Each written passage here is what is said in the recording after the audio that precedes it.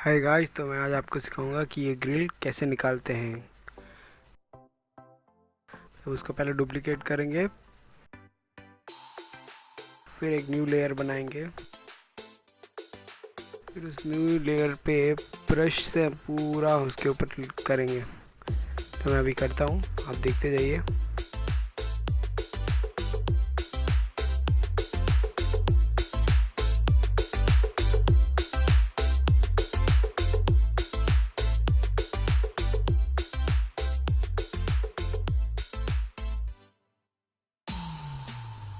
Brush से करने के बाद हम उसको सेलेक्ट करेंगे।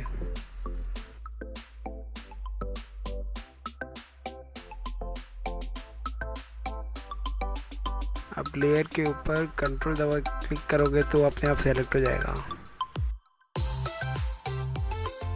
इस लेयर को हम डिससेलेक्ट करेंगे। फिर आप शॉर्टकट यूज़ कर सकते हो Shift+F5, या फिर आप एडिट में जाइए और फिल सेलेक्ट कीजिए, फिर ओके दबा दीजिए। ओके दबाने के बाद वो अपने आप तार से हट जाएगा कुछ ही सेकंड्स में।